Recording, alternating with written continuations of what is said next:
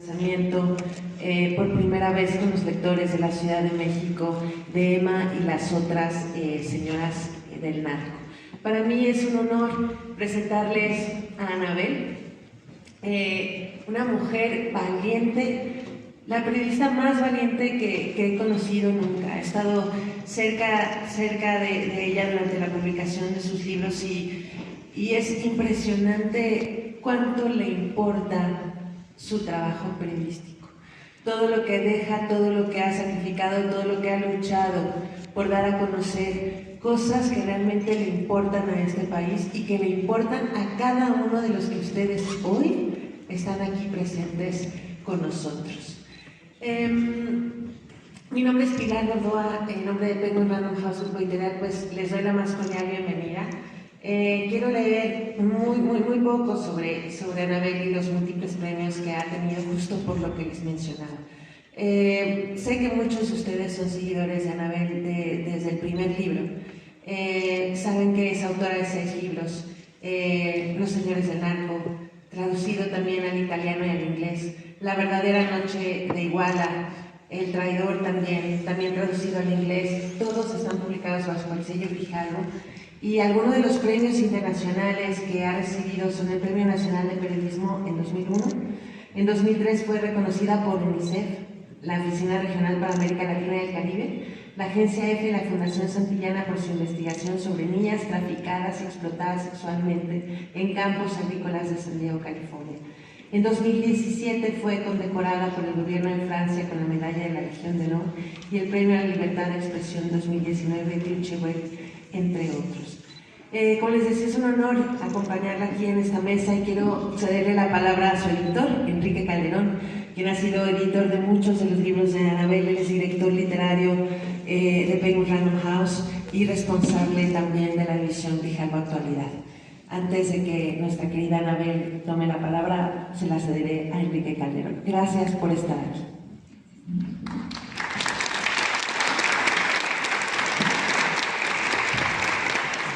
Hola, muy buenas tardes a todos y a todas. Es un gusto enorme estar nuevamente en este recinto para presentar un libro de Anabel Hernández. Recuerdo ya hace 2 años, poco antes de la pandemia, también estuvimos acá para la presentación del Traidor, el diario secreto del Hijo del Mayo. Y bueno, pues como siempre agradecemos la hospitalidad con la que nos recibe la Biblioteca Vasconcelos. Y sí, son 2 inmensos años y bueno, aquí estamos de regreso y qué mejor momento para regresar después del largo confinamiento con Emma y las otras señoras del narco. Hay que decir que bueno, pues esta es la segunda presentación presencial que tenemos del libro. La primera fue en la FIL Guadalajara y ahora estamos muy contentos de presentarlo pues también acá en la Ciudad de México. Estamos muy contentos, por supuesto, de que nos acompañe Anabel para seguir el diálogo con sus lectores acerca de este libro que sabemos que ha despertado mucha polémica, pues por la naturaleza propia del tema y las historias que cuenta. Y sin embargo, como he platicado con Anabel desde que estábamos en el proceso de edición, se trata pues no solamente de despertar esa polémica, sino de hacer una reflexión acerca de un fenómeno muy particular que ocurre dentro del crimen organizado y cómo estas mismas organizaciones pues han ido extendiendo sus tentáculos, ¿no? en todas las capas de la sociedad. Y en este caso, como Anabel ya nos tiene acostumbrados con sus investigaciones, como todo buen libro periodístico debe ser, pues de lo que se trata es de cuestionar, ¿no? De poner en evidencia los mecanismos del poder, en este caso pues del poder político, del poder del crimen organizado y de cómo los usos de ese poder, las prácticas para adueñarse, las prácticas salvajes para adueñarse de ese poder, pues también permean en toda la sociedad, ¿no? Y pues, bueno, en este caso también Anabel pone una lupa en el papel de las mujeres en un mundo violento, ultraviolento hay que decirlo, que las vuelve a ellas víctimas y también victimarias, ¿no? Y así como como digo, estamos pues frente a un notable ejercicio periodístico que sí pone, como digo, en evidencia los mecanismos del poder, pero también pone en evidencia una serie de procesos de corrupción, no solamente entendida la corrupción como sobornos en la administración pública, sino como un proceso de corrupción generalizada, ¿no? Del cual a veces parece no haber salida, pero tampoco hay espacio para claudicar. Eso es algo que he aprendido también mucho de Anabel. Como ella dice desde el inicio del libro, hay que contar la historia de este sistema criminal con un rostro masculino, pues que tiene básicamente hundido al país, ¿no? Y asumir que esa búsqueda periodística pues es también una forma de protesta. Seguramente ya también muchos de ustedes pues han leído el libro, muchos estarán por leerlo, y mi recomendación es hacerlo con esta perspectiva en mente, ¿no? De leer con interés, desde luego, las historias muy singulares de cada personaje del mundo del espectáculo, pero también considerar este aspecto más amplio que tiene que ver con los procesos de corrupción y tener en cuenta esta idea del periodismo como una herramienta de protesta contra el estado de cosas, como un ejercicio de pensamiento crítico y como pues una rebelión contra el sistema injusto, ¿no? Contra lo injusto. Y nada, pues es un gusto ver nuevamente, de verdad, a tantos lectores y lectoras reunidas acá. Muchas gracias por su asistencia. Por supuesto, muchas gracias a Anabel por acompañarnos y por seguir adelante con la promoción de este libro. Muchas gracias.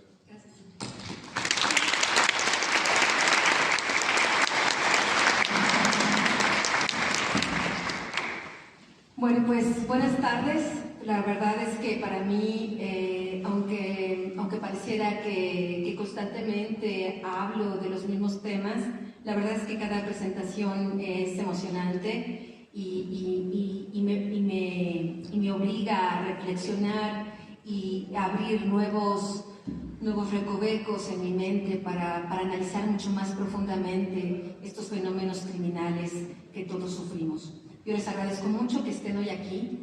Imagino que muchos son lectores antiguos, gente que ha leído mis libros. Imagino que hay lectores nuevos por aquí. Me gustaría saber si hay lectores nuevos. ¿Alguien quisiera levantar la mano? ¿Quiénes son lectores nuevos? Bueno, pues muy bienvenidos, les agradezco muchísimo. Nos iremos conociendo y estaremos acompañándonos como nos hemos acompañado durante tantos años con mis lectores ya antiguos, a quienes agradezco muchísimo. Cuando la gente me pregunta ¿para quién trabajo?, la respuesta está aquí. Yo trabajo para ustedes, para sus familias, para sus amigos, para sus vecinos. Trabajo incluso para la gente que ni ustedes ni yo conocemos. Trabajo para mi país. Yo lo sé, en un mundo donde nadie cree más en las personas, en donde quienes hacen promesas las traicionan, en donde hay quienes profesan amor a la patria y a los ciudadanos, pero siguen cometiendo los mismos abusos. Yo lo sé, hay escepticismo. Yo soy solo una ciudadana, como ustedes. En mí no hay nada extraordinario. Nada extraordinario. Solo la convicción que como testigo de tantas infamias, de tanta injusticia, de tantas víctimas, no puedo darles la espalda. No puedo mirar hacia otro lado. No voy a mirar hacia otro lado. Yo pienso que esta es una nación que trágicamente hoy es una nación de víctimas. Hombres, mujeres, adolescentes, niños y niñas, víctimas de la violencia, de la pobreza, de la corrupción, de la indolencia. Desde mi visión, lo que hace falta en este país para que haya una profunda sacudida, y no una sacudida simulada, es un gobierno que escuche a las víctimas, que entienda la importancia de revertir la violencia, de unificar y de no dividir, de combatir con los instrumentos del Estado y no abrazar a los criminales, no tolerarlos, no hacerlos parte del gobierno. Y está probado que las principales víctimas en medio de esta catástrofe humanitaria que vive cotidianamente el país, la gran mayoría de estas víctimas tienen rostro de mujer. Son niños y niñas que están en un mayor estado de indefensión. Este libro lo he dedicado principalmente a las mujeres que realmente representan a la mujer mexicana. Y si me permiten, necesito poder leer esta dedicatoria que escribí en Emma y las ocasiones del narco. Porque yo sí pienso que estos somos las mujeres de México. Para las mujeres de México, que son pilar esencial para reconstruir una nación destruida por un sistema criminal de corrupción, violencia y complicidad. Para ellas, que no se rinden ni se venden y siguen adelante todos los días con esfuerzo, sacrificio, amor y esperanza, aún en las condiciones más adversas. Para ellas, que luchan por la verdad. Para ellas, que dicen no a la injusticia. Para ellas que lloran a sus seres amados, desaparecidos o asesinados. Para ellas que no están víctimas del feminicidio. Para ellas que sufren violencia y explotación. Para ellas que denuncian y rompen los pactos de impunidad. Todas ellas son un ejemplo y un motor para mí todos los días. Yo llevo 30 años de ejercer el periodismo en México. Y de estos años, desde hace 22 años me he enfocado a desenmascarar la corrupción que hay en mi país, desde las máximas autoridades, rompiendo mitos, dogmas, eliminando la palabra intocables. He comenzado por llamar cuentas a presidentes de la República de México. He comenzado a llamar, por ejemplo, a cuentas a Vicente Fox, Felipe Calderón, Enrique Peña Nieto y los que se acumulen. He escrito reportajes y libros que denuncian sus corruptelas y abusos de poder, rompiendo la complicidad del silencio, llamando a la rendición de cuentas a las autoridades, exponiendo la información para que la sociedad pueda estar informada y tomar libremente sus decisiones. Gracias a ese trabajo, la sociedad mexicana pudo conocer en aquel cambio que ofrecía Fox no era tal. Soy autora de la investigación del primer caso de corrupción en su sexenio, conocido como el Toallagate, que generó la crisis que obligó a cambiar a miembros de su equipo y que el propio Fox me acusara de querer sacarlo del gobierno. Publica la historia de su esposa Marta Sagún y de los hijos de esta, porque como sabemos, la corrupción no conoce géneros. Es lo que es. En 2006 revelé en el libro Fin de fiesta en los pinos que gracias a un testigo presencial de los hechos, pude descubrir y denunciar que el exgobernador de Tamaulipas, Tomás Yarrington, era un cómplice del Cártel del Golfo. Los protegía a cambio de sobornos. Revelé incluso el nombre de su compañera sentimental, extramatrimonial, a través de la cual hacía transferencias de dinero a Estados Unidos. Años después, Tomás Yarrington hoy está en prisión en Estados Unidos, acusado de los delitos que yo había señalado años atrás en mis investigaciones. Está en prisión porque eran hechos verdaderos. En 2005 comencé a investigar los carteles de la droga mexicanos, entendiendo su conexión con el gobierno, con los políticos y empresarios. En 2010, a través del libro Señores del Narco, les informé que la guerra contra el narco que Calderón decía no era tal, y que el secretario de Seguridad Pública Federal, Genaro García Luna, junto con un equipo de policías corruptos, trabajaba para el cártel de Sinaloa y los Beltrán Leiva. García Luna y Luis Cárdenas Palomino hicieron un complot para asesinarme. Hoy finalmente los dos están detenidos.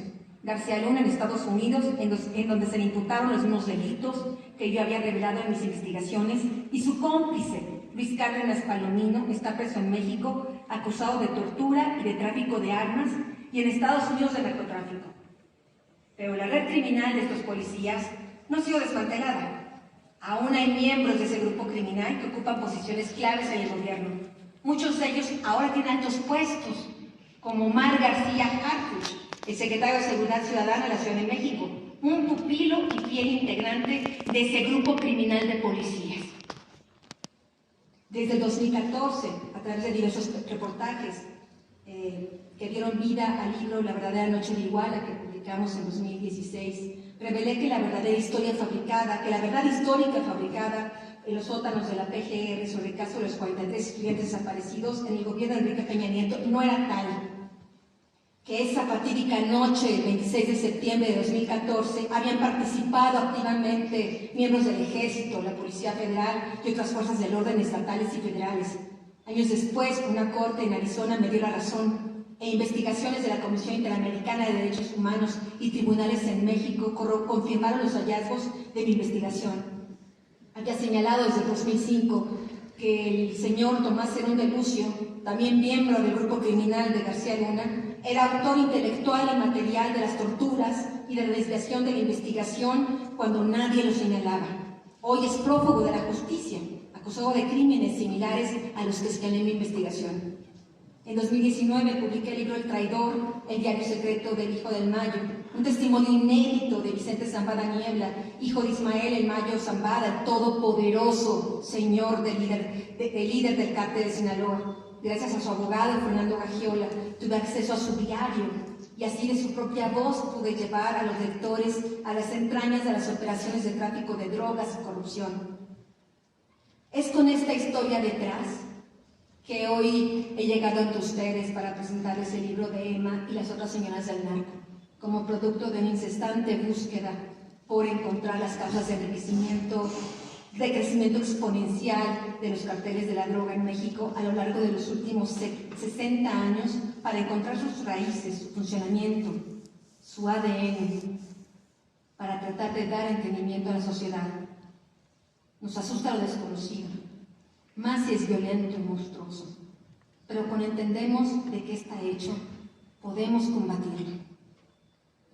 El libro es el resultado de una rigurosa investigación periodística, como las que he mencionado anteriormente, que forman parte de los 17 años que llevo específicamente investigando a los carteles de la droga en México y los fenómenos que los rodean.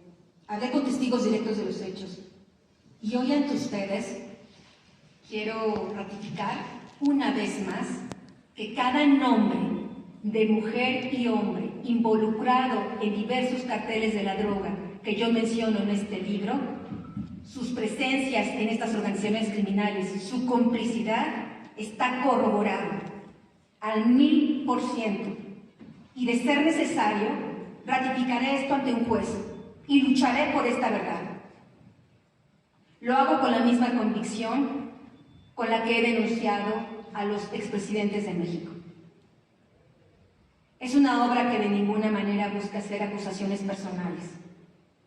Es una obra que busca entendimiento, que busca una reflexión colectiva para encontrar juntos respuestas. Es un análisis sociológico, antropológico, del interior de los carteles de la droga que destruyen a nuestro país. Es información de interés público. Todo lo que suceda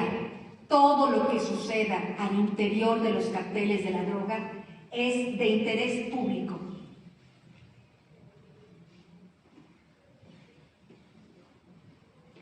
Porque las acciones de estas organizaciones criminales han provocado más de 300,000 muertos en México del 2006 a la fecha. Es de interés público porque más de 90,000 personas han sido desaparecidas en el contexto de la guerra entre estos grupos criminales. Su violencia alimenta otras violencias y una cadena de impunidad que nos afecta a todos. Como sociedad, necesitamos saber cómo funcionan estas organizaciones criminales. Necesitamos dejar a un lado el individualismo y tomar conciencia del rol de cada uno de nosotros como entidades de una sociedad, desde el consumo de drogas hasta el involucramiento directo e indirecto con estas organizaciones criminales. A diferencia de mis investigaciones, de mis anteriores investigaciones sobre los carteles de la droga, en este libro toco un punto inédito y un nervio neurálgico en la existencia propia de los carteles de la droga. Y por los sucesos y hechos que han ocurrido después de la publicación del libro, y por los diferentes miembros, hombres y mujeres del crimen organizado, que me han contactado a raíz de la publicación del libro de Emma y las otras señoras del narco, Hoy entiendo mucho más la importancia del libro. Hoy yo puedo asumir de manera más consciente la importancia de tocar este nervio neurálgico, de abrir la puerta, de correr el velo y hablar cómo funcionan estas familias criminales. Y hablar cuál es el papel fundamental de mujeres, de las mujeres, del sexo femenino en estas organizaciones criminales, víctimas y victimarias. Y en un esfuerzo próximo, publicaremos un tomo 2 de Emma y las otras señoras del narco, porque la información que me ha llegado es realmente estrujante. Estos criminales que nos maltratan, que nos arrinconan, que nos atemorizan a todo un país, ¿ustedes piensan que son distintos dentro de sus casas? ¿Ustedes piensan que son distintos cuando son amantes, cuando son esposos, cuando son padres? Lo que se vive dentro de estas familias criminales durante décadas en México se ha mantenido bajo secreto. No tenían el coraje, el valor de hablar, porque pensaban que nadie los iba a escuchar, porque pensaban que nadie se interesaba por estas historias que son personales, pero a la vez son de interés público. Hoy hay alguien que las escucha, y yo voy a escucharlos, hasta el último de ellos, y voy a contar sus historias, porque también ahí se vive una violencia infame. Y es ahí, en estos núcleos familiares, donde se cultiva el mal que nos está destruyendo a todos, que está destruyendo a nuestro país.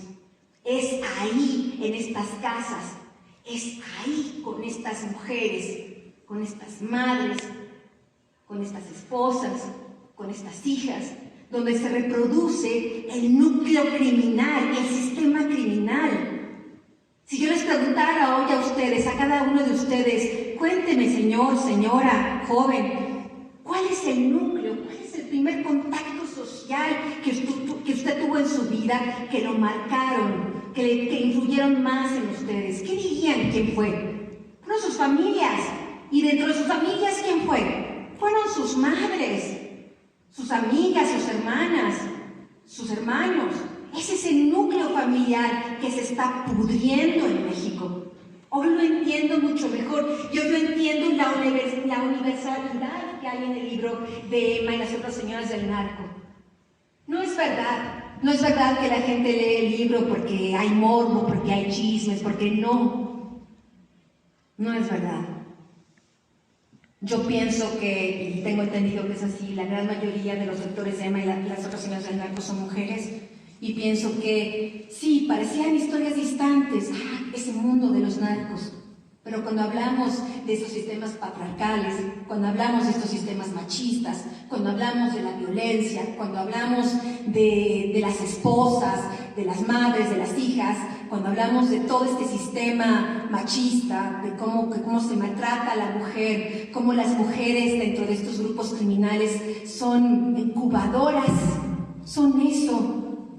Para eso las ocupan, para eso las alquilan, para eso les pagan, para ser las incubadoras de nuevos criminales. Este libro es una provocación, sí es una provocación muy clara. Yo ya entiendo mucho más el valor de esta provocación. Yo tengo más esperanzas de que este libro está realmente sacudiendo, aunque no lo veamos, no se ve. Y sí, hay algunas mujeres que se enojan porque sus nombres están aquí. Y hay algunos hombres que incluso me violentan, que me insultan, que amenazan con asesinarme porque sus nombres están aquí. Se les olvida que solo yo soy la periodista. Ellos fueron los que abrieron la puerta y entraron a esas casas, a esas fiestas, a esas camas, a esas vidas. Yo solo soy la periodista que está contando estas historias porque, repito, son historias de interés público. Y bueno, aquí aquí lo que a mí me sorprende un poco, y eso es motivo de reflexión, y espero que también el libro de Emma y las otras señoras del narco llame a esta reflexión, es como en México, incluso las propias leyes, el marco jurídico que existe, incluso el marco en materia de derechos humanos, el marco legal de protección a las mujeres, no contempla estos fenómenos. Sí, es verdad, muchas de estas mujeres se alquilan por dinero, por millones, hacen filas para ver a quién se saca el premio mayor para ganarse $500,000 por una noche, por unas horas. Pero detrás de eso hay también mujeres que sufren. Hijas, sobrinas, hijos, violentados de la manera más inhumana que se puedan imaginar dentro de estas organizaciones criminales. Debe haber un marco legal que les ayude, que les dé una puerta de salida para quienes quieran salir. Porque después de la publicación de Emma y las otras señoras del narco, sí, de nuevo hay muchas mujeres que lo niegan y dicen que ellas no, que son hechos y no tengo la menor duda que así fue. Pero hay otras voces que sí quieren salir, que sí quieren otra vida, que quieren romper el pacto de impunidad, que quieren hablar. Y este libro les está dando el coraje para hablar, para decir, yo también quiero que se cuente mi historia y yo también quiero que la gente sepa cómo llegué ahí y cómo quiero salir o cómo no puedo salir, etcétera, etcétera, cómo fui víctima también en tantos de estos núcleos familiares, ¿no? Y bueno, hay otros países donde ha habido otras formas de atender este problema. Por ejemplo, para mí el caso italiano es un caso paradigmático, ¿no? Hay otras soluciones que han tomado otras naciones para atender este tipo de problemas. Nosotros hasta ahora lo que nos han vendido es el modelo americano, ¿no? El modelo de Estados Unidos, en el que buena parte de este modelo solo prevalece el combate a los efectos y no a los orígenes de los carteles de la droga. Hay otros países como Italia que desde la década de los 90 han comenzado a tratar de combatir los orígenes de los carteles de la droga. ¿Y saben lo que han hecho? ¿Cuál es la primera cosa que han hecho? Además de meter a los narcotraficantes a la cárcel, etcétera, etcétera. Explorar estos núcleos familiares.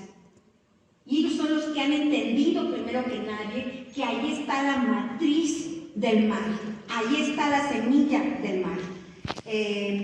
Pero no siempre lo entendieron así. En la década de los 60 y 70, incluso la justicia italiana minimizaba el papel de las mujeres entre las familias mafiosas. Los fiscales y las leyes eran tolerantes con ellas. Por ejemplo, Salvatore Riina, que fue el jefe de la droga, que fue el jefe de la mafia más importante en Italia durante la década de los 80s y 90s, pues tenía una esposa, Antonella Pagalera. Ella fue puesta en procedimiento bajo proceso en 1971, y lo que en ese momento la ley pensaba es obligarla a salir de la familia mafiosa, a dejar a Riina, a Toto Riina, que era su marido, y llevarla a vivir al norte. Al final de cuentas, cuando ella va y testifica, y para determinar la ley, si la obligaban a irse al norte o si la dejaban viviendo, multiplicando este clan criminal, multiplicando me refiero con hijos, reproduciendo potenciales nuevos criminales, porque eso hacen estas mujeres. Al final ella lo que dice es, yo solo soy una mujer enamorada. Y con esa frase, pues la dejaron ir. Y esta señora nunca pisó la prisión. Pero después la perspectiva de las leyes italianas cambió. Y lo que yo aquí he revelado en el libro de Emma y las cocinas del narco, que tanta incomodidad ha causado dentro y fuera de las familias criminales, en Italia es un tema que aborda la justicia. Las esposas, amantes, hijas, hermanas de los jefes de la mafia son arrestadas, sí son arrestadas, y condenadas por lavado de dinero. Incluso hay leyes que ahora contemplan quitarles a esas mujeres y a esos padres la patria potestad de sus hijos, justamente para que estos menores de edad, estas víctimas colaterales, pues no continúen multiplicando la familia mafiosa y se conviertan en los sucesores de sus padres, ¿no? En Italia, a inicios de la década de los 90, hubo una mujer que cambió la historia dentro de los carteles criminales y que trazó un nuevo camino. Se llamaba Rita Atria. Ella tenía solo 17 años cuando decidió denunciar ante la Procuraduría de Palermo a su padre y a su propio hermano por ser mafiosos. En sus diarios, esta Rita escribió una frase muy conmovedora y significativa que yo pienso que aplica a cada uno de nosotros y que aplica a los personajes, a las mujeres de las que habla el libro de Emma y las situaciones del narco. Antes de luchar contra la mafia, tienes que hacer un examen de conciencia de ti mismo. Y luego, después de vencer a la mafia que llevas dentro, puedes luchar contra la mafia que existe en tus amigos. La mafia somos nosotros y nuestra forma incorrecta de comportarnos. Hubo otra mujer italiana que también colaboró con la justicia, que se llamaba Giovanni Galatolo. Era hija y hermana de mafiosos muy importantes. Ella también tuvo el valor de acusar a sus familiares de participar en masacres y asesinatos. Ella no quería ser la esclava de su familia y del mundo de la mafia. Rosalía Pipitone era otra mujer que era hija de un mafioso. Su padre la asesinó, la mató, porque ella se separó de su esposo y comenzó una nueva relación con una persona que no pertenecía a estos grupos mafiosos. En el caso mexicano, pues sabemos cómo van las cosas. La cultura criminal se expande, se naturaliza y normaliza. Entender cómo funcionan los carteles de la droga en su núcleo más cercano, más íntimo, es de interés nacional y de interés público. Desde diversos puntos de vista, son los enemigos públicos de este país. Con sus acciones ilegales matan, desaparecen, extorsionan, trafican droga, asesinan a personas, incluso con la misma droga, ahora muy contaminada por el fentanilo. Hoy por hoy, los carteles de la droga son los principales corruptores de este país, no solo en los ámbitos del gobierno, sino también deportivos, iglesia y cultura popular, dentro de la cual se encuentra el llamado mundo del espectáculo. Y bueno, pienso que como sociedad necesitamos saber cómo funcionan estas organizaciones criminales y necesitamos tomar conciencia de cuál es nuestro papel y motor de cambio. Y yo pienso que las mujeres en México somos particularmente un poderoso motor de cambio. Y creo que tomar conciencia de nuestras participaciones en estas reproducciones del grupo criminal, en estas reproducciones de los esquemas machistas, de los esquemas patriarcales, es fundamental que nosotras mismas reflexionemos sobre esto. No van a ser los hombres quienes van a hablar de esto. Tenemos que ser nosotras mismas las que hagamos una reflexión de cuál es nuestro papel en esta tragedia, cuál es nuestro papel cuando educamos a nuestros hijos, a nuestras hijas, cuál es el papel de estas mujeres reproductoras, que operan como reproductoras del sistema criminal en estos grupos criminales. El derecho a la información es un derecho fundamental en la Convención Nacional Mundial de Derechos Humanos. Y bueno, no solo está mi derecho de informar, está el derecho de ustedes a estar informados. Y esto es importante, hablar de la información. Lo que habla el libro de Emma y las otras señoras del narco es información de interés público. Y aquí no estamos hablando de vidas privadas. Cualquier cosa que suceda al interior de estas organizaciones criminales que destruyen a nuestro país es de interés público. Para mí, hablar de estas cosas, romper estos dogmas, hablar de los intocables, para mí es mi forma de colaborar, de servirles a ustedes, de rebelarme contra los roles que nos quieren imponer, contra el silencio que incluso nos quieren imponer a los periodistas. Tan solo 8 compañeros han sido asesinados en México en lo que va del año, más que los que han matado en Ucrania. Y en Ucrania, y eso que Ucrania está luchando con la potencia más poderosa del mundo. Bueno, pues aquí en México, donde se supone que no tenemos una guerra abierta, 8 periodistas, 8 colegas, 8 comunicadores han sido asesinados. México necesita muchas operaciones de verdad. Las discusiones que espero se generen por este libro, espero sean sesiones de verdad, de reflexión para cada uno de nosotros. Yo conozco la fuerza de esto, la he vivido, y es algo poderoso que ayuda al país. La fuerza de nuestra reflexión, la fuerza de nuestro empoderamiento individual, la fuerza de no ser solo una hoja al viento. No podemos seguir aplaudiendo las conductas criminales y de complicidad, sean quienes sean.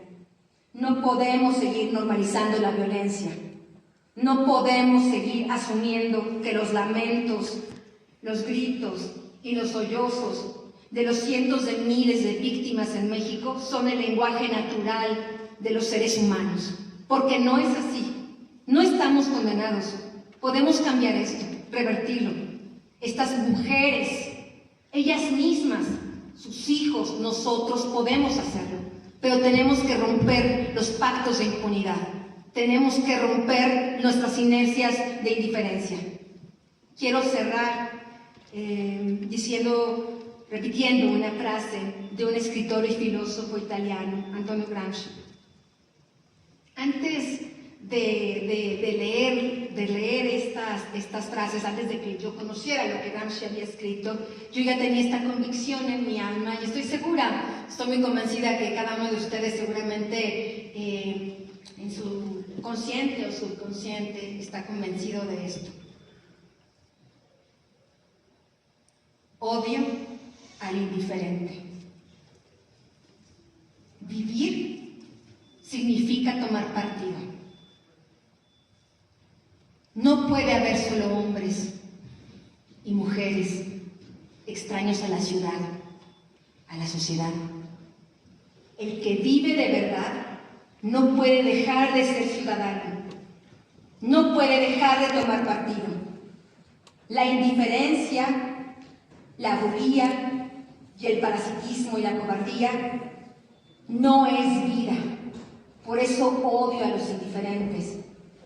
La indiferencia es el peso muerto de la historia, es la bola de plomo para el innovador y la materia inerte en la que se ahogan a menudo las iniciativas humanas más generosas. Yo pienso esto. Yo pienso que la plaga de este mundo es la indiferencia. La plaga de este país es la indiferencia. Tomemos partido. ¿De qué lado estamos? ¿De los indiferentes? ¿De los carniceros? ¿De los corruptos? ¿De los cínicos? Yo ya hice mi elección. Yo estoy del lado de ustedes. Y del lado de las víctimas como yo. Gracias.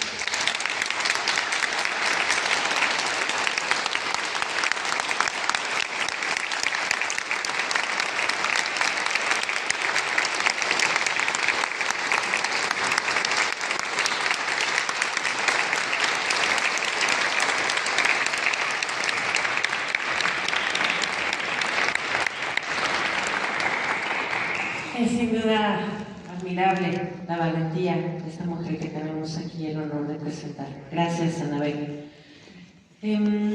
Vamos a iniciar con una ronda de preguntas. Queremos celebrar, como hemos dicho al inicio, con ustedes, los lectores de Anabel. A la fecha llevamos 180,000 ejemplares vendidos en su versión física y casi 20,000 en formatos digitales. Es una cifra que para un país como el nuestro es enorme Y agradecemos también por eso, Anabel, la importancia que hizo al mencionar que quienes eran nuevos lectores, porque hay quienes ya la conocen y otros que se han entrado a partir de Emma y que vendrán muchos más libros, y como ya anunció esta segunda edición, a partir de lo que ha encontrado y los hallazgos de la gente que se le ha acercado para hablar. Entonces vamos a tener esa ronda de preguntas y respuestas. Antes de eso quiero anunciar que para todos aquellos que quieran la firma de ejemplares, les pedimos por favor que se queden en su lugar. Al terminar la presentación habrá tiempo para hacerlo y van a poder tener la firma de Emma y los señores del narco, las otras señoras del narco, y cualquier otro libro que ustedes hayan traído para firmar de Anabel. Entonces vamos a iniciar. Mis compañeros aquí al centro van a pasar un micrófono. Aquí tenemos la primera. Perfecto, ¿dónde están? Aquí. Ok, gracias. Hola, ¿qué tal? Buenas tardes a todos y todos. Mucho gusto en conocerte, Anabel, es la primera vez que te veo. Me declaro fan y admirador tuyo. Gracias. Y yo soy Omar Dazael, soy activista en Xochimilco y me solidarizo con lo que sientes, las persecuciones políticas y demás.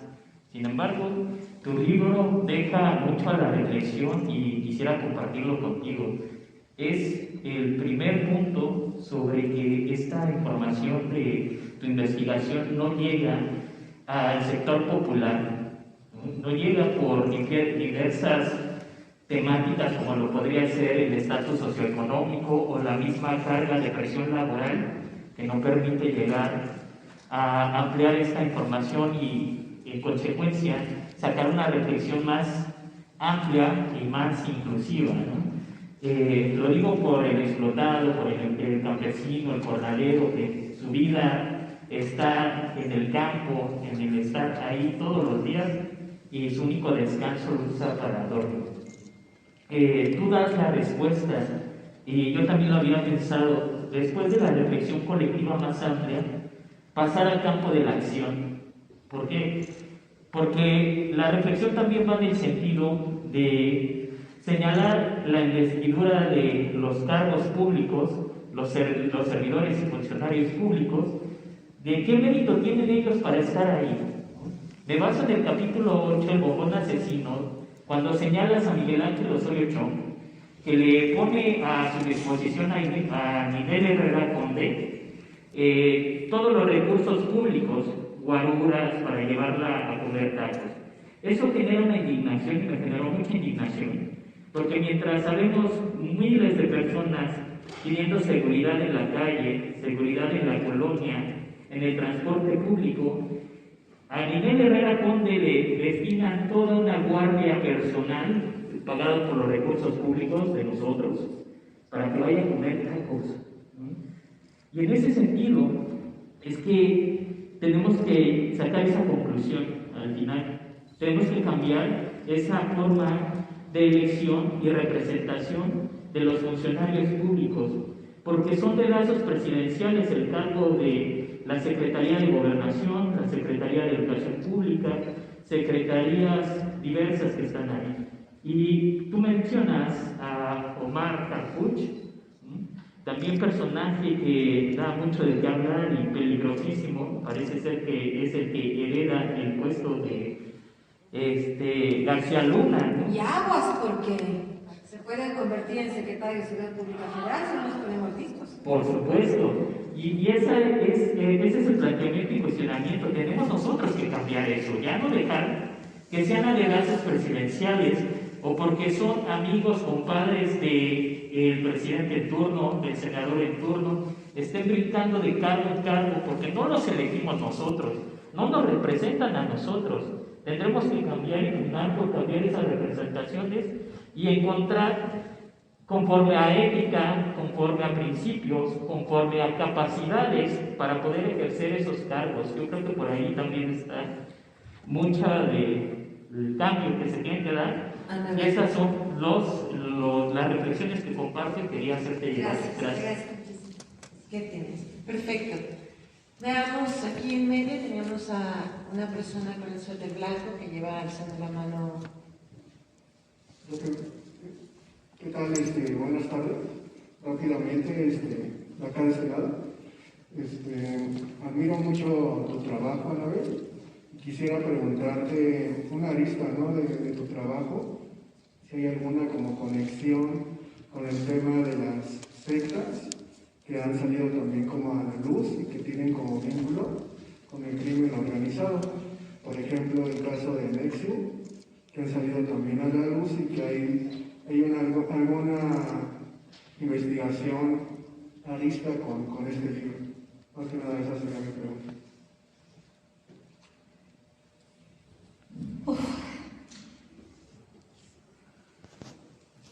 Bueno, pues su pregunta es importante. Hoy para mí la puedo entender mejor. A lo mejor si me hubieran preguntado hace un mes no lo hubiera comprendido como lo comprendo hoy, gracias a la nueva información que he obtenido. Y por cierto, aprovecho su pregunta para poder repetir. Un correo electrónico, es un correo electrónico que existe, es un correo electrónico que solo yo lo veo, nadie más puede consultar lo que llega ahí. Lo voy a repetir porque es un importante canal de comunicación con personas, integrantes de grupos criminales, con mujeres, con hijos, con familiares que quieran romper estos pactos de impunidad. Es un correo electrónico que ha funcionado y que pienso que quiero repetir para que la gente que no lo haya escuchado antes lo escuche ahora. Es emma.senorasdelnarco@gmail.com. Y la respuesta que tengo a su pregunta, pues bueno, pues no vamos a adelantar, ¿verdad?, demasiadas cosas. Le pedí a mi editor que me pellizcara y que me pateara para no estar adelantando informaciones del próximo libro, del tomo 2 de Las Señoras del Narco. Pero sí hay una serie de sectas, de prácticas, de cosas indecibles, que es parte de lo indecible que ocurre dentro de estas organizaciones criminales, donde sí, yo diría que muchos de los hijos, de las hijas, de los sobrinos, de las sobrinas de estos grupos criminales quedan atrapados en prácticas realmente no sabría yo ni cómo mencionarlas. Tengo que procesar la información para encontrar una manera de explicarla sin distorsionar, sin ser alarmista, siendo muy prudente, pero sí hay prácticas de secta dentro de estas organizaciones criminales que hay que abrir al público y que hay que destruir. Queremos escuchar a las mujeres. Tenemos aquí, ya tienes el micrófono. Les pido a las personas que tienen el micrófono en la mano para que los lectores puedan preguntar, que también me ayuden con esa selección. Entonces, adelante. Muchas gracias, Anabel. Soy Laura Ramos.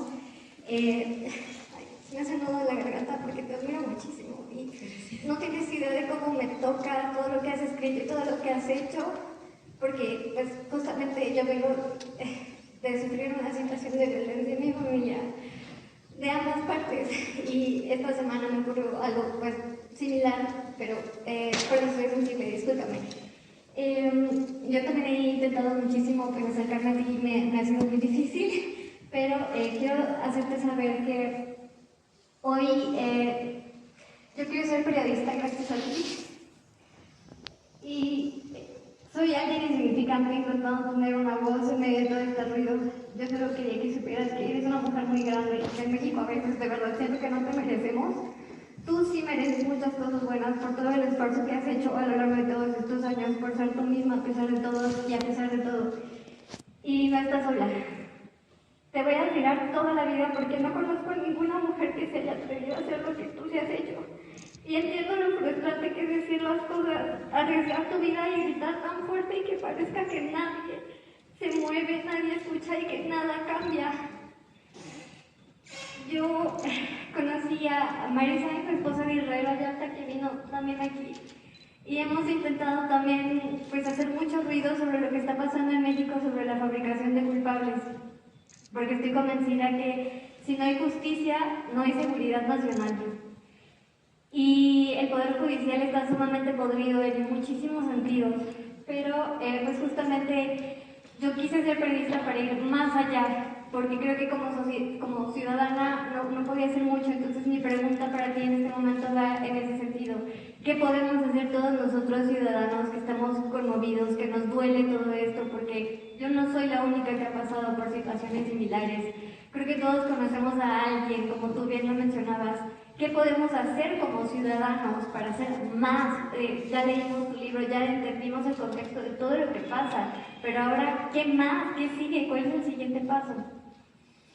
Bueno, antes que nada me gustaría responder que yo soy tú y tú eres yo, ¿no? Y nosotros somos cada uno de nosotros, ¿me entiendes? O sea, somos iguales, no hay ninguna diferencia, somos ciudadanos, somos nadie, según la gente del poder. Pero nadie puede hacer muchas cosas y de esto trata este tipo de reuniones. Por eso a mí me gusta estar aquí con ustedes, porque me parece que es decir, estos nadie que dicen que somos mucho más que todos ellos. Y me parece que hoy en este momento yo no tengo una respuesta, me gustaría tener una respuesta. Y bueno, ¿qué hacemos? Yo lo único que diría es un poco estas palabras del Gramsci, ¿no? Primero, ya no seamos indiferentes. Yo pienso que los que estamos aquí porque estamos negados, nos rebelamos a ser indiferentes, ¿no? Y después de la indiferencia comenzamos a ayudar a nuestro entorno.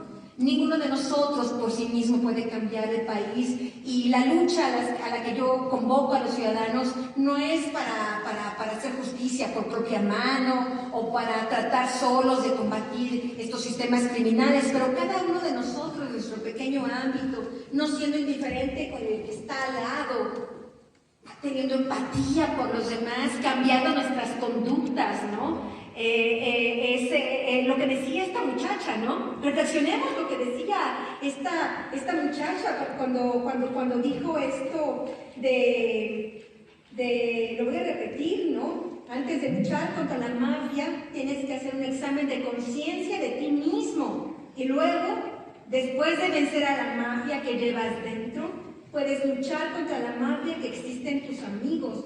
La mafia somos nosotros y nuestra forma incorrecta de comportarnos, y yo añadiría nuestra forma incorrecta de asimilar, de naturalizar, de normalizar todo esto. Creo que eso es lo primero que tenemos que hacer cada uno de nosotros, y empezar, sí, a buscar respuestas que vayan más allá de los mesías o más allá de los partidos políticos, buscar respuestas, y parte de esas respuestas es exigir a las autoridades, sea quienes sean, que cumplan con sus promesas y que cumplan con sus obligaciones.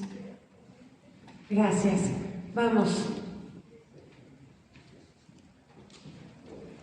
Buenas tardes a todos. Hola, Anabel, de este lado. Mi nombre es Laura Rodríguez, y también estoy un poco sensible y emocionada. Mi solidaridad con todas las mujeres que están aquí, que sé que todas somos víctimas y todas tenemos una historia, y precisamente esto es lo que este libro, a comparación de todas tus obras que son ejemplos del periodismo de investigación, la verdad es que este libro todavía es más humano y todavía es más entrañable, porque nos revela, como dices, todos estos núcleos y cómo también se pueden romper los pactos, otras formas de lucha. A veces idealizamos, tal vez en el colectivo social, que salir a la calle y marchar tal vez es una forma de luchar, pero hay otras. Y yo te lo agradezco, Anabel, con todo el corazón, porque yo también estudié periodismo. Ha sido difícil para mí, en el campo laboral sobre todo, encontrar oportunidades, tú lo sabes, ¿no? La economía en que todos vivimos, y sobre todo... Nos quieren pagar cero, Claro, y yo por eso admiro más tu papel independiente, como mujer, como periodista, y siempre estaré en solidaridad contigo y con todos los compañeros periodistas que estamos en riesgo y todos los que ya no están. Más allá de eso, quiero reconocer también en tu libro, cuando haces mención, en que mencionas cuando esta cúpula de artistas, de políticos, se sientan a la mesa y están en ese ambiente putrefacto a costa de miles de víctimas, todos nosotros también estamos a costa de miles de víctimas aquí, resistiendo a nuestra forma, y yo quiero agradecerte por siempre tu valentía y tu entereza, porque eres ejemplo para mí también. Y a través de tus entrevistas he escuchado también un poco más de tu parte humana, y quiero decirte que igual como nuestra compañera, que no está sola, no estamos solas, y que saldremos adelante. Mis dos preguntas son, Anabel, ¿qué recomendación darías a los periodistas jóvenes como yo para que sigamos denunciando esto? Y también a la sociedad, ¿qué le pueden exigir a los periodistas y a los medios de comunicación? ¿Cómo le puede exigir al ciudadano de a pie, que a lo mejor no conoce de investigación, de metodologías? ¿Tú qué le recomendarías a ellos, además de leer los libros y las investigaciones de los colegas? Y la segunda pregunta es, tal vez se me adelantan muchos detalles, ¿ya hay otras temas que se hayan contactado contigo? Porque el mensaje del libro es que Emma es la primera mujer que rompe con un pacto de manera más abierta, ¿no? Pagándolo también. Y es víctima y victimaria, pero ha roto ese pacto. Hay otras temas ya, Anabel. Muchas gracias. Bueno, muchas gracias por tus palabras, te lo agradezco muchísimo. Y bueno, respecto al tema de qué decir a los periodistas jóvenes, yo creo que es importante entender que yo estoy hablando de una carrera de 30 años de periodismo. Yo hago cursos, doy pláticas de periodismo de investigación en diferentes universidades del mundo, y lo primero que digo es que cada uno encuentre sus propias fortalezas, y que cada periodista, cada persona que quiere ser un periodista, encuentre esos puntos de interés que realmente le mueven. Solo necesitas un verdadero compromiso, algo que te llegue muy profundo en el alma, que te involucre de cierta manera para seguir y seguir y seguir y no detenerte. Y entender que es un proceso lento. Empezar a hacer cosas simples. Todos comenzamos haciendo cosas simples. Y después las investigaciones se van haciendo más complejas y más complejas, y a lo largo del tiempo va uno desarrollando un olfato para distinguir la verdad de la mentira, para distinguir los peligros, etcétera, etcétera, y uno aprende a sobrevivir. Yo no estoy de acuerdo que periodistas jóvenes como tú, los jefes de redacción, los dueños de los medios, sí, ve y vas, haz noticias del narco que venden mucho, ve a la masacre, ve a investigar. Cuando un joven periodista no tiene la experiencia suficiente, los están mandando al matadero. Lo que se requiere es que los medios de comunicación, que los dueños de comunicación y que el propio gobierno se encarguen de impartir cursos para hacer un mejor periodismo, códigos de ética para el periodismo, de fortalecer primero toda esta parte antes de lanzarlos al ruedo, ¿no? Me parece que ahí hay una cuando hablamos de los periodistas muertos, hay una gran corresponsabilidad de los medios de comunicación, de irresponsabilidad que a veces algunos de tus compañeros no tenían las experiencias suficientes o no contaban con el respaldo suficiente del medio de comunicación para poder alertar el peligro, no llegar ahí al precipicio, ¿no? Respecto al tema de las otras EMAs, yo lo que diría es esto, un poco lo que platiqué ya en la conferencia, ¿no? Que sí, que gracias al libro de Emma y las otras señas del narco, otros miembros de familias criminales se han acercado a mí y me han contado sus historias, y voy a contar estas historias. Y voy a llegar hasta la médula del tema, ¿no? Para hablar también de los hijos, de las hijas, de estos criminales que sí, algunos imitan y se convierten en todavía más carniceros, porque esa violencia interna, intrafamiliar que viven, que por eso, cuando estamos hablando de las diferentes, ¿cómo se dice?, familias de carteles de la droga, y cuando estamos hablando de los periodos de sucesión en los carteles de la droga, uno no se preguntaría hoy ¿por qué cada vez son más violentos? ¿Por qué? ¿Qué es lo que sucede ahí? La respuesta está dentro de las familias.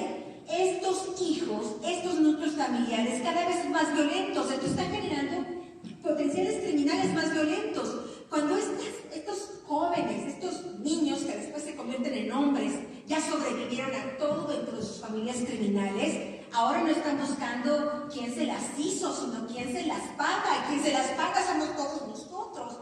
Por eso es muy importante entender estos núcleos criminales. Si no podemos entenderlos, y por qué no, si no podemos rescatarlos a tiempo, estamos condenándolos y condenándonos a nosotros mismos a tener peores criminales cada día. Entonces, sí hay nuevas voces, y esas nuevas voces y estos nuevos testigos estarán en el próximo libro.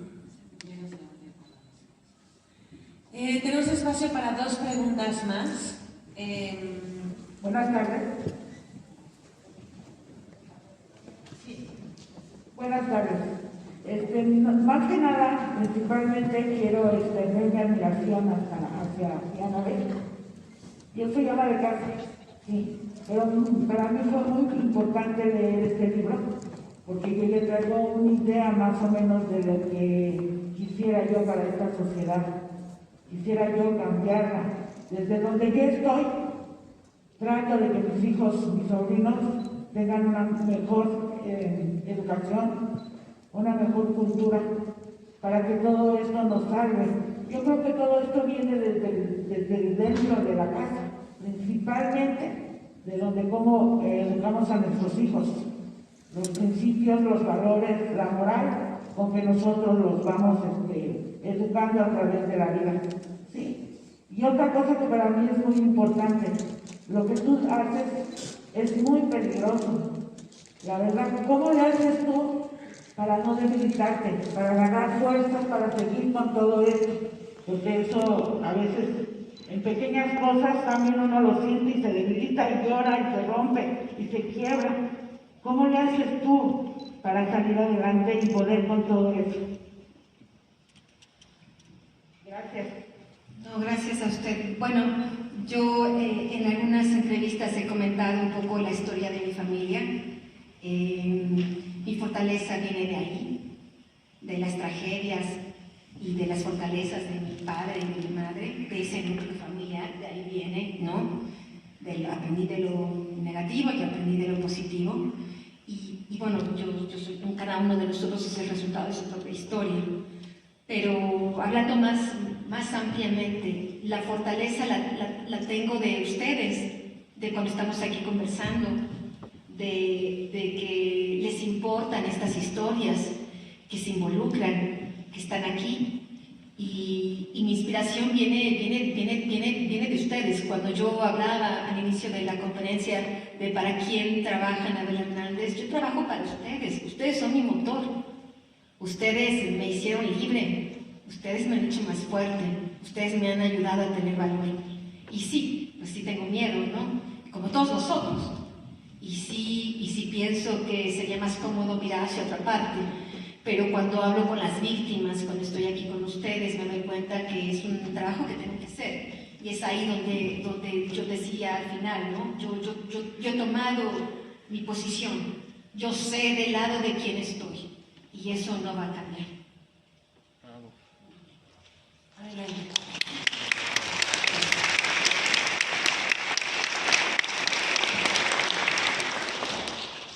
Buenas tardes, Anabel. Antes que nada me pongo de pie y te digo gracias por existir. Soy Marisain, perseguida también ahorita. Yo entiendo cómo te sientes. Estoy amenazada de muerte junto con Israel Vallarta.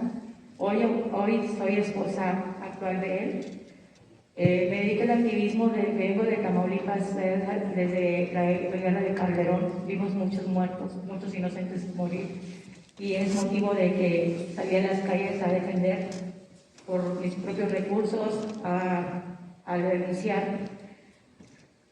Hoy más que nunca creo en Dios, estoy agarrada en Dios, porque tenemos tiempo, como aquí lo dijo Laurita, que estamos pidiendo. Yo pedí el día estaba rezándole a Dios que me diera una buena noticia.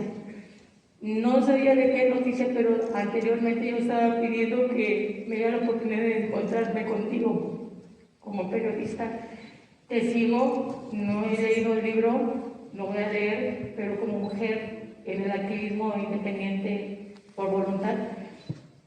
También hoy que tengo la causa ahora de Israel, antes eran otras causas, ahora de Israel, No sé si en este tiempo yo dejé de existir, porque me han estado reprimiendo, me tuvieron privada de la libertad, me reprimieron de 236 días de un plantón, me han difamado, han querido callarnos, y más que nada, más que preguntar, Abel, quisiera que de tu voz pudieras expresar aquí a la audiencia, a tu audiencia, unas palabras que logré grabar en una audiencia que se les olvidó apagar las cámaras de Israel hace días, y aprovechamos y grabé lo que no quieren que sepan, lo que vivió, y de alguna forma sabemos que sabes que tú también hiciste mención años atrás del caso de Israel, donde está involucrada la señora Isabel Miranda de Juárez. Y sí creo en ti, en que se te acercan muchas personas a darte información, porque lo han hecho conmigo. Hay muchas personas, grandes personas que están ahí, personas pesadas dentro de las prisiones, que me han buscado, inclusive ahorita, que le quieren fabricar otro caso a Israel, porque no quieren que salga en libertad, porque vienen muchos pesos grandes que van a caer. Y yo quisiera que si de tu voz podrías leernos, si se puede, que la gente escuche el terror que quieren ocultar, que no quieren que sepa que vivió Israel. Esto yo lo grabamos y lo transcribimos de la grabación de hace días, que Israel le pidió que le llegara al presidente. Lo que hice llegar en una USB, hasta la fecha estoy esperando que me den la oportunidad de que le den la voz a Israel, para que de su voz escuchen todo lo que siguen haciendo y cometiendo. Y sí, efectivamente, detrás de todo esto también está Harfus, porque la represión que yo padecí fueron personas, de más de 30 sujetos vestidos de negro con guantes blancos, que nos torturaron dentro de una carpa. Este compañero lo estaban ahorcando. A mi hermana también le dejaron dañada de la mandíbula porque le pisaron su pie. Las amenazas eran que dejáramos de luchar por el caso de Israel o nos iban a desaparecer. Nos entregaron con grupos de seguridad ciudadana de Harfus. Me restregaron en el piso, nos llevaron humillando como si fuéramos reses. Estoy temblando no de tanto de miedo, de coraje, de digna rabia, porque vamos a morir y la raya otra vez, porque tú eres una inspiración para todas las mujeres. Y quisiera que la gente ahorita aquí presente nos escuchara este terror que quieren callar, y que tú has denunciado también muchas cosas de esto.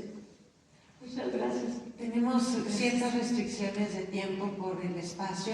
Pero yo me comprometo a una cosa. Por favor, háganme llegar el texto, y yo en mi próxima columna de la Deutsche Welle, que es muy leída, yo publico el texto completo. Lo que sí quisiera decir es que conozco el caso de Israel Vallarta, imagino lo que contiene ese documento.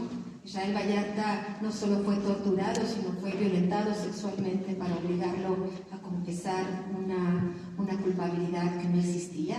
Fue torturado de este modo por las propias autoridades. Cuando estaba, Genaro García Luna y sus muchachos, al servicio del crimen organizado y de la señora Isabel Miranda de Gualas.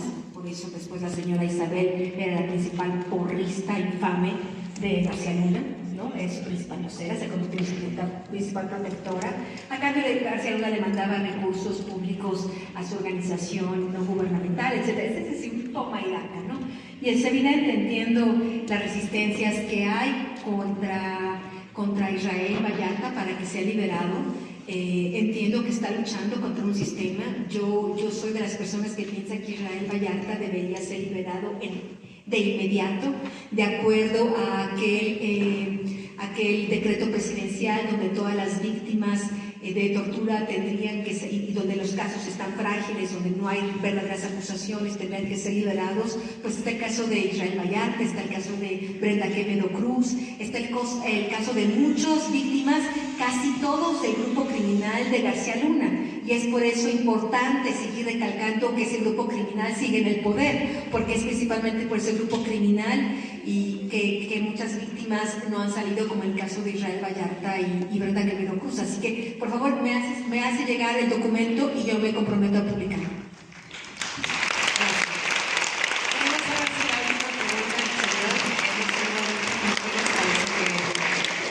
Y con esta pregunta damos fin para empezar con la firma.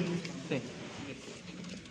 Bueno, muy buenas tardes a todas, a todos, a Anabel. Mi nombre es Andrés Maya, vengo de una organización gubernamental que se llama Candidatos Libertarios Ciudadanos con ideas más que liberales, libertarias. Soy tu seguidor, he leído tus libros y estoy en su lectura.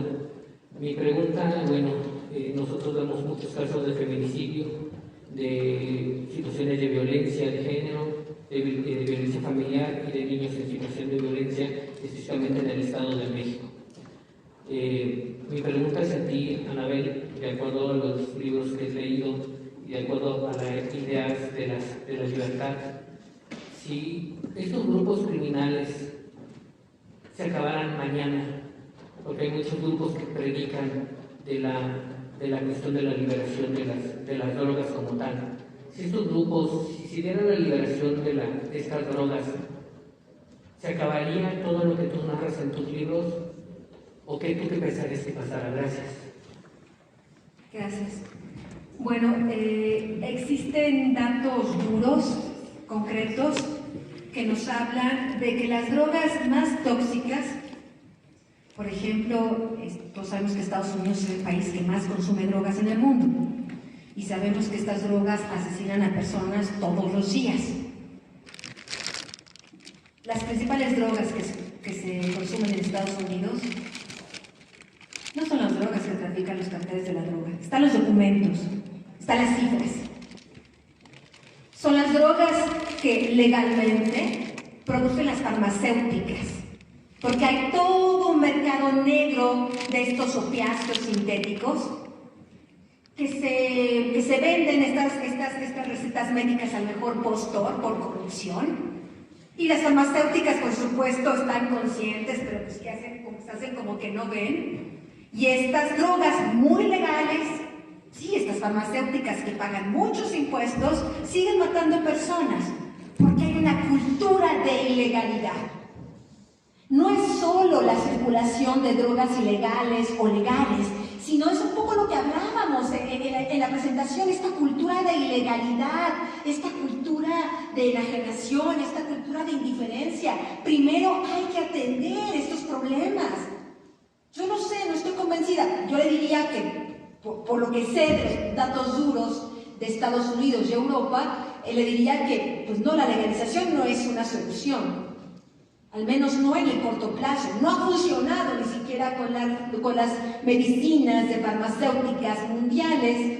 Imaginemos si va a servir con la cocaína, con las metanfetaminas, con la heroína. Pues no lo creo. Me parece que las soluciones están en otra parte, tenemos que buscarlas. Repito, hay países como es Italia, que es el país pionero en la lucha contra el crimen organizado, que tiene otras fórmulas que no son fórmulas de andar con metralletas asesinando a narcotraficantes a diestra y siniestra, sino hay una confiscación de fondos muy importante, hay un desmantelamiento de las familias criminales, quitándole a los hijos, llevando a las esposas a la cárcel. Es decir, hay otras maneras de combatir el narcotráfico, no solo a través de la violencia o la fuerza del uso de la fuerza pública, sino de otras formas. Busquemos esas formas, busquemos esas alternativas, pero no podemos quedarnos cruzados de brazos abrazando y besando a los narcotraficantes, a nuestros asesinos, ¿no? Pues ni que estuviéramos locos. Hay formas, tenemos que encontrar esas formas. Gracias.